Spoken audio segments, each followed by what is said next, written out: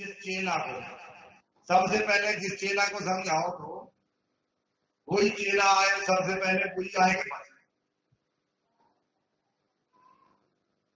और जो तोते थे वो बाद में फंसे, जिसको चेला बनाया था वही सबसे पहले। कई जब आकर के फंस गए तो गुरु जी के पास में लेकर के आए, बहलिया से कहा कि भाई, फिर बोले हाँ महाराज ये तो हमारी रोजी रोटी है। बोले हमें जरा अपने चेले से बात करने दो। वो तोता बोला गुरु जी आपका मंत्र झूठा। बोले मंत्र झूठा? बोले वो कैसे? बोले हमने जो रटाया था वो तुमने ठीक से उस पर ध्यान दिया, अमल किया? बोले अगर हमारा मंत्र झूठा है तो हमें एक बात बताओ, हमने तुम्हें कहा था कि बहलिया आएगा, बहलिया आया था? बोले हाँ महाराज बहलिया आया था। तो जाल बिछाया था? हमारा जाल भी बिछाया था। तो जाल बिछाया तो हमने और एक बात कही थी कि हम फंसेंगे नहीं, तो तुम जाकर के क्यों औंधे मुंह गिर पड़े दानों के चक्कर में? चेला बोला महाराज ऐसा करना था, हम तो यही सोचते थे ये काम मंत्र का है, ये मंत्र करेगा।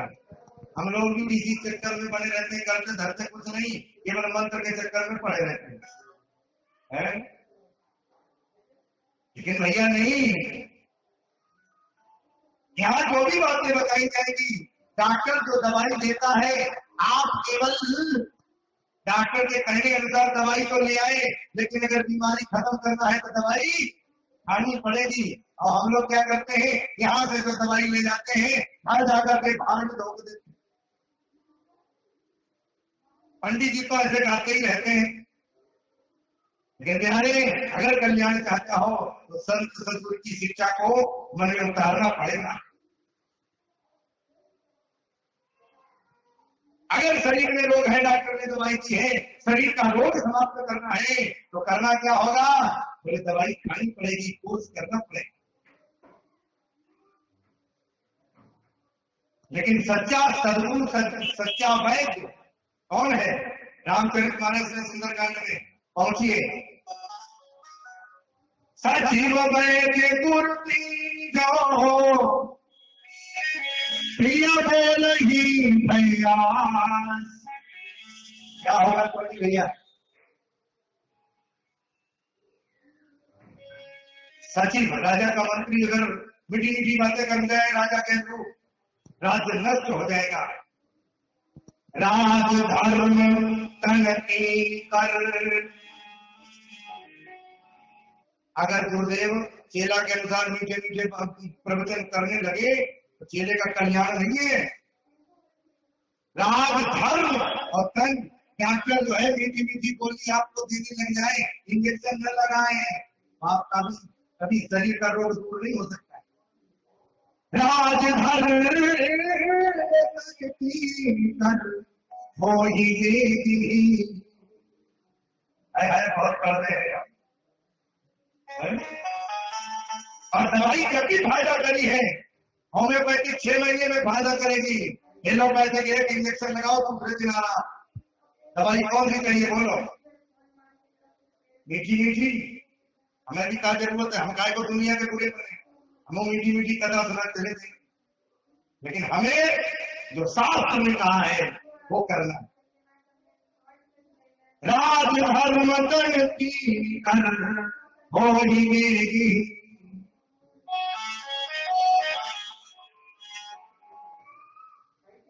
इसलिए कर्म को सुधारिए, क्योंकि दूसरी बात इसी कर्म से संबंधित, को नहीं दुख करता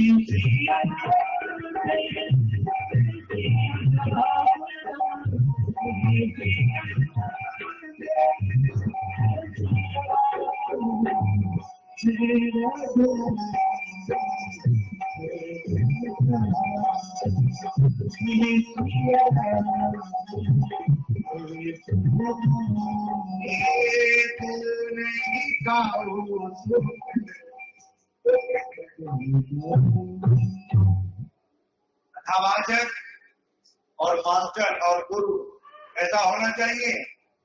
कौन भैया, आपने कभी घर में बर्तन मांजते हुए देखा है? चूना बर्तन को बिल्कुल चमका देता है। कथावाचक का भी काम यही है, कमी को दूर करना है, आईना दिखाना आपको, आप क्या। तो 7 दिन हम तुम्हारे अनुरूप बोलते रहे, भैया टोनी तो बहुत अच्छे नहीं। आप देखिए, एक बार एक बहुत बड़ा चित्रकार, अनेकानेक जिसने बहुत सुंदर सुंदर मूर्तियां बनाई, संसार में उसकी प्रशंसा फैल गई। लेकिन बड़ी विचित्र बात, जब भी वो अपने पिता के पास मिलने जाए तो पिता का ये कम, हर बार पिता का यही काम रहे, कुछ न कुछ उस मूर्ति में कमी निकाल देना। एक दिन बेचारा झल्ला गया, बोले महाराज पिताजी संसार में सब मेरी प्रशंसा को गा रहे हैं, लेकिन एक जब मैं आपके पास लाता हूं तो आप कोई कमी निकाल देते हो। पिता ने कहा कि बस यहीं पर समझ जाओ, अगर मैं तुम्हारी वो कमी रोज न निकालता तो तुम उसमें सुधार नहीं करते, और जब सुधार नहीं करते तो आज तुम संसार में।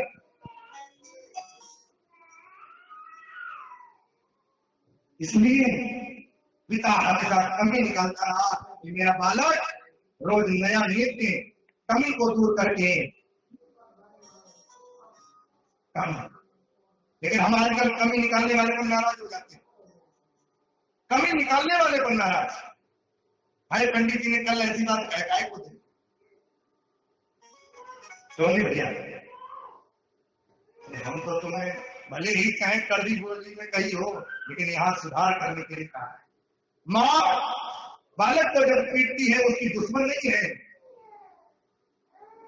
सोनी भाई, माँ जब बालक को मारती है तो उसकी दुश्मन नहीं है, वो भी ये चाहती है कि मेरा बालक अगर गलती कर रहा है तो इस माँ से वो सुधर जाए। उसका उद्देश्य ये नहीं है कि मैं इसको मार रहा, उसका उद्देश्य केवल इतना है कि गलती सुधारने वाली। लेकिन हम कुछ और सोचते हैं।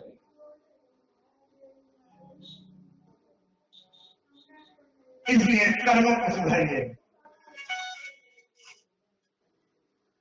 एक झोली में फूल भरे हैं, एक झोली में कांटे रे। एक कर्मों से सभी का तांतना है, और उसी के घर में बिजली आ रही है, आपके घर में क्यों नहीं बिजली आ रही है? क्योंकि आपका कनेक्शन जुड़ा नहीं है, और जुड़ा भी है तो कहीं से फाल्ट है, क्योंकि आपके घर में बिजली नहीं है। और किसी संत सदगुरु के द्वारा, किसी बढ़िया मैकेनिक कारीगर के द्वारा आप भी उस केबल को ठीक कराइए, और जैसे ही केबल को किसी कारीगर ने ठीक किया, बाप का भी घर जगमगा उठा। अभी कहां पर है? केबल ठीक है नहीं। एक झोली में फूल भरे हैं, एक झोली में कांटे रे। अरे कोई कारण होगा, अरे रे कोई कारण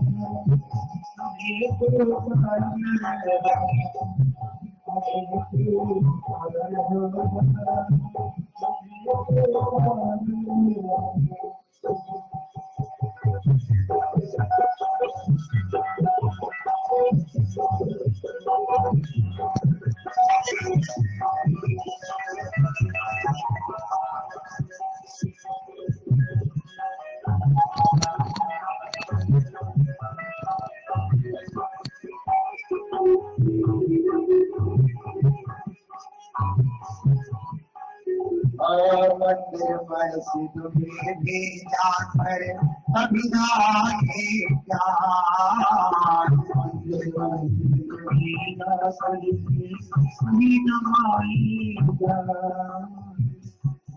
मस्जिद में भी जाकर अभिनाए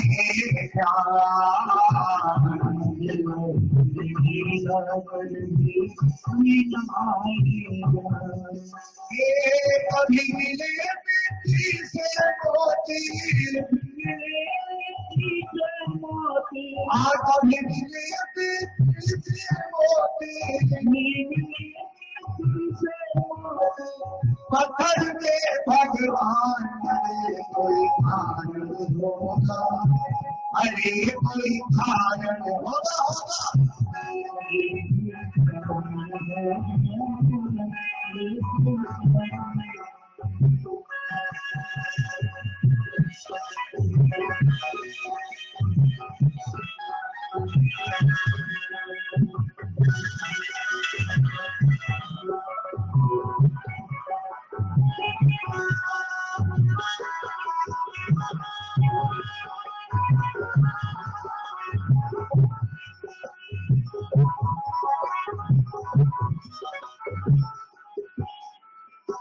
पहले बनती है तस्वीरें पहले बनती है तकदीरें फिर बनते हैं तस्वीर बनती है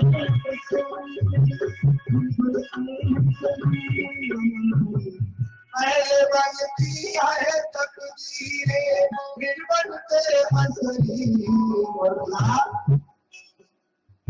व्यक्ति के लिए जो पूर्व का होता है उस आधार पर उसके आते में कर्म के आधार पर प्रारब्ध दे दिया जाता है जैसा किया कर्म ऐसे ही आप प्रारब्ध के रूप में प्राप्त हो जाता है ये जो प्रभु की कारीगरी है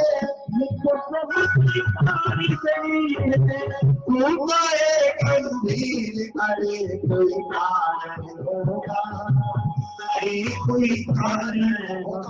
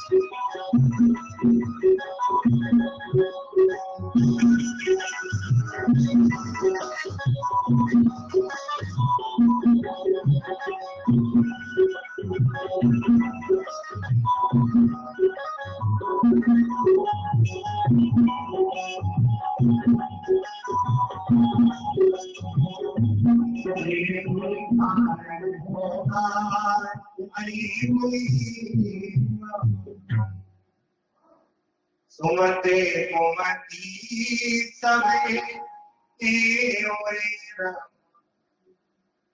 हर किसी के अंदर वो कर्ण और अधिकारी विद्यमान लेकिन प्रारब्धानुसार जिनकी कोठरी सुमति की खुल जाती है वो प्राणी पुण्यात्मा बन जाता है और जिनकी कुमति की खुल जाती है वही पाप की ओर अग्रसर हो जाता है।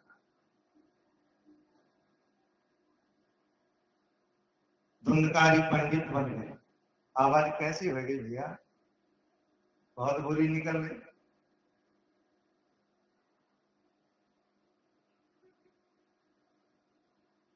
तो कहने का भाव यह है कि आप भी अपने कर्मों की ओर जाए। इधर धुंधकारी नित्य प्रति चोरी करने लगा। चोरी करते करते करते करते समय बीता। पंडित जी के पास अनेक शिकायतें आने लगी। शिकायतों को सुनकर के एक दिन पंडित जी ने फिर जंगल को जाने को मन बना लिया, मरने का मन बना लिया। हमारे आगे भी यही स्थिति आती है? हम भी एक न एक दिन जब कोई हमारे आगे रास्ता नहीं होता तो हम भी मरने का ही निश्चय कर लेते हैं। लेकिन शास्त्र ये कहता है आत्महत्या से बढ़कर कोई दूसरा पाप नहीं है। आत्महत्या करने वाले को फिर प्रेत बनना पड़ता है। प्रेत पक्की गारंटी है। इसलिए आत्महत्या से बढ़कर कोई पाप नहीं है। अगर आपको कोई समस्या आ गई है तो अपने बड़े बुजुर्गों से उनका समाधान लीजिए। ये मतलब नहीं है कि हमें जब कोई रास्ता सूझ ना आए तो हम तुरंत अपने शरीर में आग लगा लिए, पेट्रोल डाल के, मिट्टी का तेल डाल के। ये समस्या का समाधान नहीं है। गुस्से में आकर के हम लोग उस वक्त तो कर लेते हैं, लेकिन कभी विचार किया है जिस समय हमारी उंगली जल जाती है कितना दर्द होता है? पूरे शरीर में जिस समय लगाओगे क्या हाल होगा। लेकिन गुस्से के आवेश में आकर के हम लोग क्या न क्या कर बैठते हैं। इसलिए आत्महत्या से बढ़कर कोई पाप नहीं है। तो धुंधकारी के पिता आज जंगल को गए मरने के लिए। एक आदमी ने पूछ दिया, भैया ये पिताजी उस दिन भी मरने को गए थे और आज भी मरने के लिए गए हैं। बोले उस दिन मरने को क्यों गए थे? क्यों भाई ऑपरेटर, उस दिन मरने को क्यों गए थे? भाई को पुत्र नहीं है, आज इसलिए मरने को जा रहे हैं। पुत्र है तो क्यों है?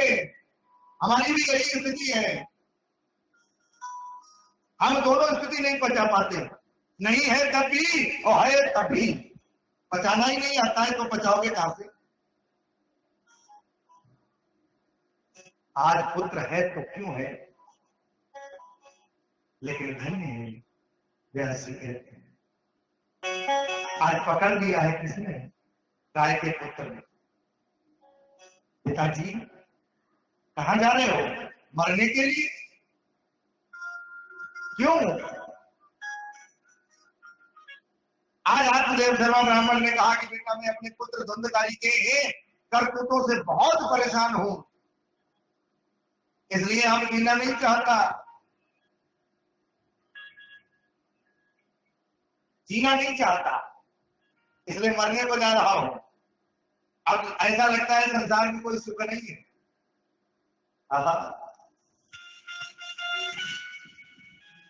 धुंधकारी के करतूतों से जब परेशान हो गए आत्मदेव शर्मा ब्राह्मण पिता से पूछा कि सबसे पहले ये बताओ कि संसार में सुखी कौन है? इस संसार में सुखी कौन है? दीन कहे धनवंत सुखी, धनवंत कहे सुख राजा को भारी, राजा कहे महाराजा सुखी, महाराजा कहे सुख इंद्र को भारी, इंद्र कहे चतुरानन सुखी, चतुरानन कहे सुख शंभु कुमारी। लेकिन तुलसीदास से विचार कहे भैया क्या? हरि भजन बिना सब जीव दुख, प्रभु भजन बिना न चेन्द्रस्य सुखम किंचित्, न सुखम चक्रवर्तिना, सुखमस्ति विरक्तस्य मुनिरेकांत जीविना। कोई तन दुखी कोई मन दुखी, कोई धन बिनु रहती दास, और थोड़े थोड़े सब दुखी। सब दुखी है तो कोई बचा? हाँ एक को है। वो कौन है? बोले वो एक है। वो एक कौन? बोले सुखी राम तेरे दास। सुखी वही है जो भगवत भजन में मस्त। मुनि एकांत जीविना, एकांत में जाकर के जो भगवान के भजन में लग गया बस वही सुखी है, और सुख कहीं है ही नहीं।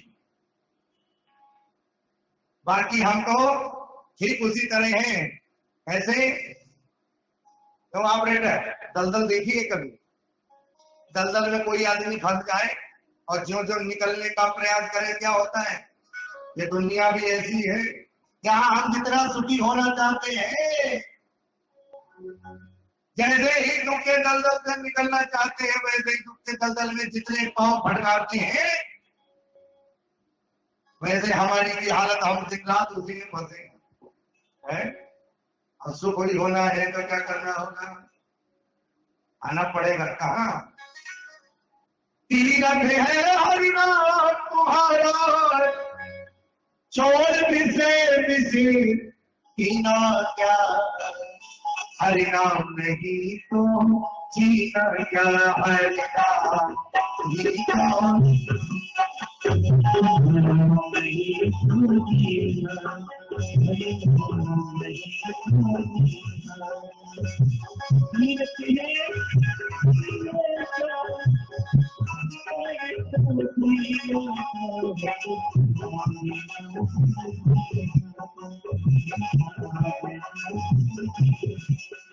ये तीरथ है हरिनाम तुम्हारा,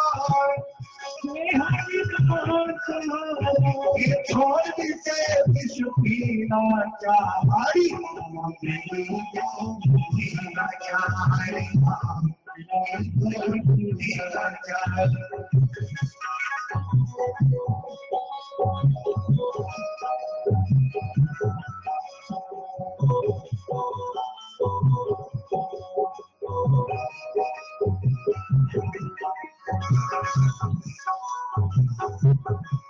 और ध्यान दें, जो संसार के विषयों में केवल रमे हुए हैं, तो लाइक पर ध्यान देंगे।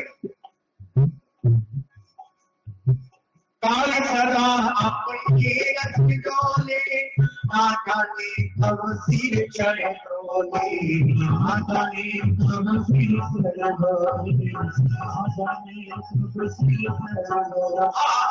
काल सदा अपने रथ डोले, ना जाने कब सिर चढ़े डोले, ना जाने कब सिर चढ़े डोले, ना जाने कब सिर चढ़े डोले। हम लोग कह देते हैं भजन करने की बुढ़ापे की है, और आपसे एक बात पूछे, बुढ़ापे तक आप जिंदा रहोगे, किसके पास एफिडेविट है? तहसीलदार से किसी ने बनवा के रखा है कि हम बुढ़ापे तक जीवित रहेंगे? किसी के पास नहीं। अगली सांस आए ना आए पता नहीं किसी को, लेकिन कहते क्या है? बुढ़ापे पर भजन करेंगे। इसीलिए तो कहता हूँ क्या काल चला अपने रथ डोले, ना जाने कब से चढ़े डोले, ना जाने कब से चढ़े।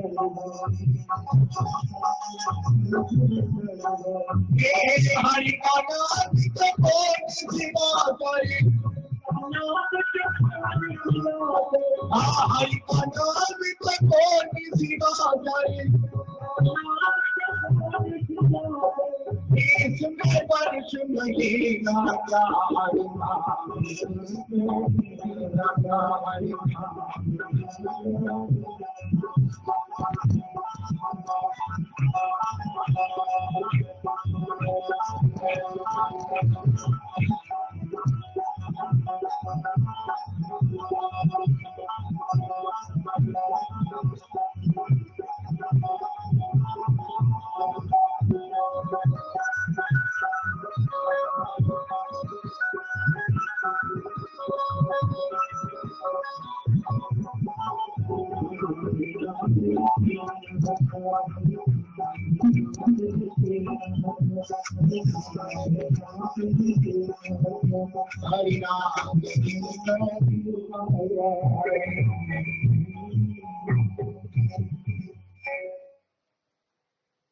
क्यों भैया लोगों को कुछ पहले पढ़ रही थी ना हमारी बात, खूब पढ़ रही ना, हाल वैसा ही हो।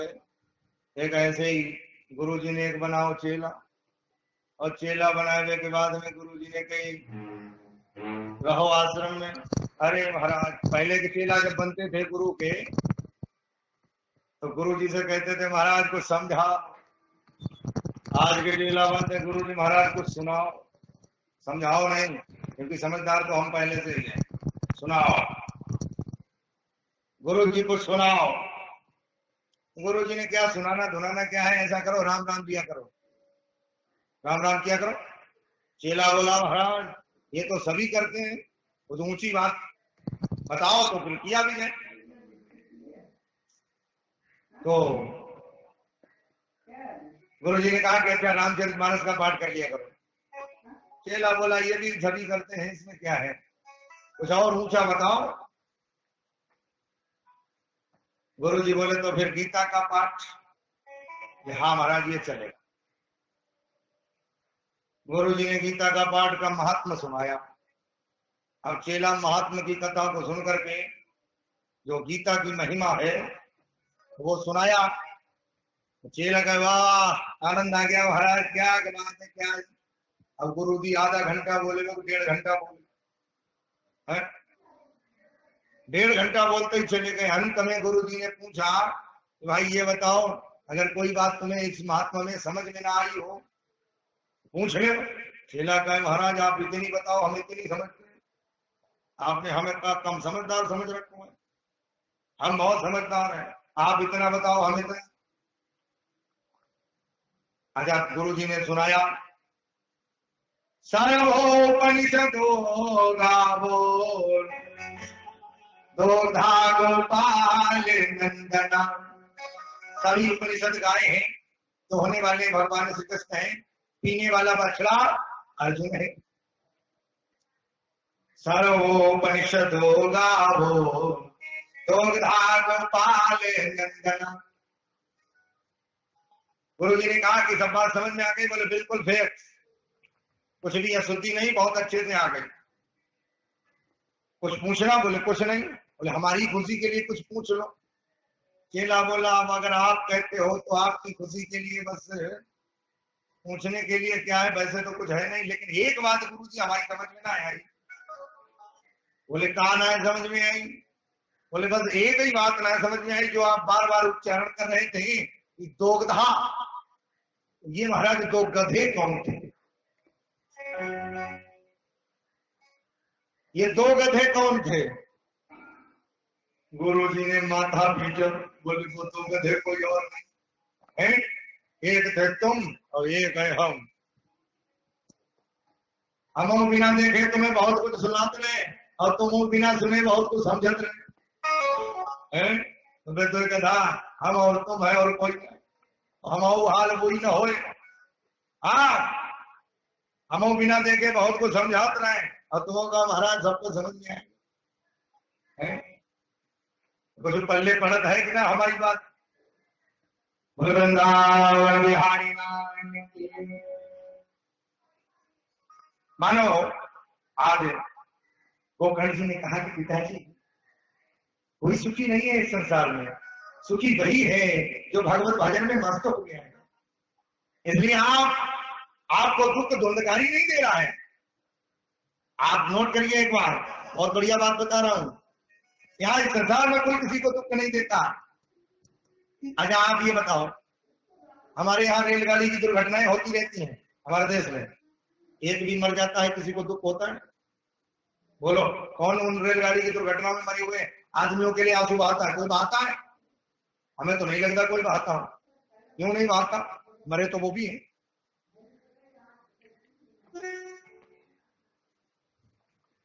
उन 500 और 1000 मर गए, उनके लिए कोई आंसू नहीं। परिवार वाले तो उनको तो उनके प्रति मोह है इसलिए बहा रहे हैं, लेकिन देश भर में कोई नहीं उनके लिए आंसू बहाता है? अच्छा थोड़ी देर के लिए आप सोचो, रेलगाड़ी की दुर्घटना भाई सवेरे अखबार में निकली। अखबार में कभी कभी लोग बड़े आदमियों के यहाँ देखो सवेरे अखबार जब पढ़ते हैं चाय भी पीते हैं, कोई सामने आ गया तो उसे भी चाय लो भैया। अरे 500 मर गए, लो तुम तो चाय पियो, है चाय पिलाते हैं लोग। अगर बिस्कुट रखे नाश्ते में तो बिस्कुट भी लो। मर कितने थे? 500। अच्छा ठीक, एक भी आदमी आंसू नहीं बहाता। थोड़ी देर के बाद में अब तो जब पता लग जाए कि हमारा कोई बहुत करीबी आदमी बीमार है गंभीर, और ऐसे में एक आदमी से क्या कहो कि ले भैया पानी पी लो, तो वो आदमी कहे भैया तुम्हें पानी की परी या आदमी बीमार, क्यों?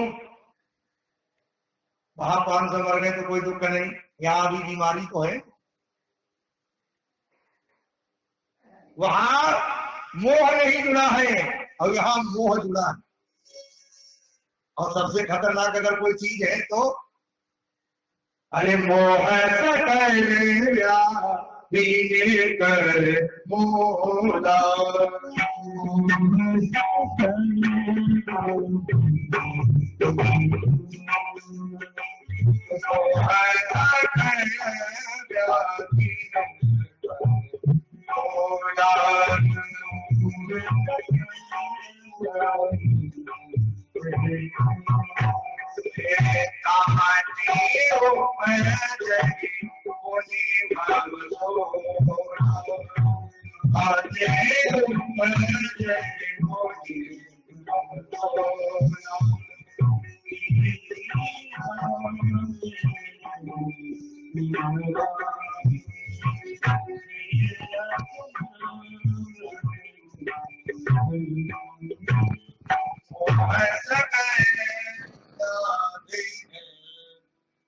सबसे खतरनाक अगर कोई चीज है काम अहंकार में तो केवल मोह है। इसी मोह को खत्म करने के लिए श्रीमद् भागवत की कथा बताई गई है। मोह को खत्म करने के लिए ही तो इस संसार में कोई तुम्हारा नहीं है, प्रभु के अलावा कोई तुम्हारा नहीं। आज पिताजी से कहा, पिताजी देहे सीमान सरुधिरे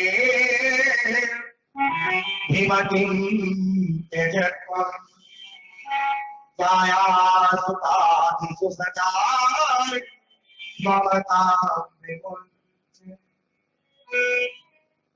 तो छाया पत्नी तुम्हारी है, सुता बेटी तुम्हारी है, न बेटा तुम्हारा है। अगर इस संसार में कोई किसी का है केवल परमात्मा के अलावा तुम्हारा कोई नहीं।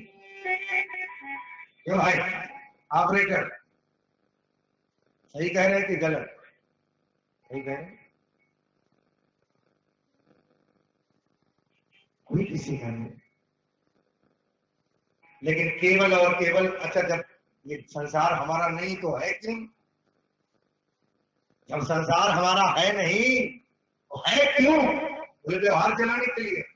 अगर आप अकेले रहोगे तो यहाँ जी नहीं पाओगे, इसलिए व्यवहार चलाना भी है। रहना किस तरह है?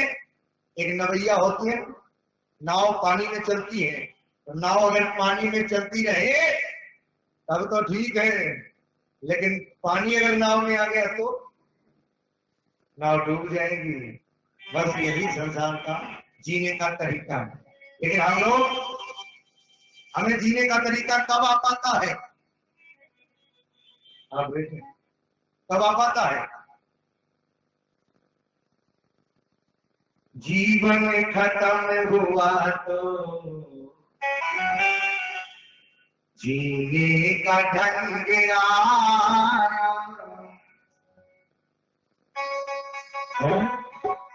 जब जीवन चुटकी पे बदल लगे तब जीवन को तरीका आएगा। सम्मा बुझ गई तो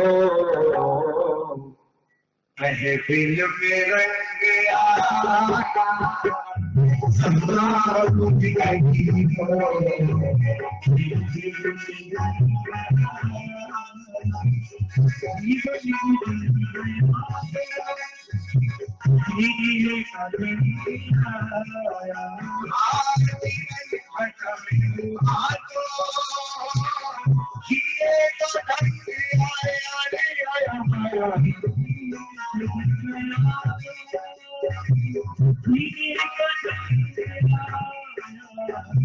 जीवन खत्म हुआ तो जीने का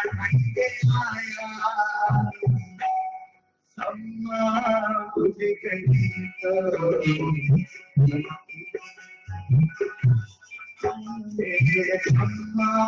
तुझे कहीं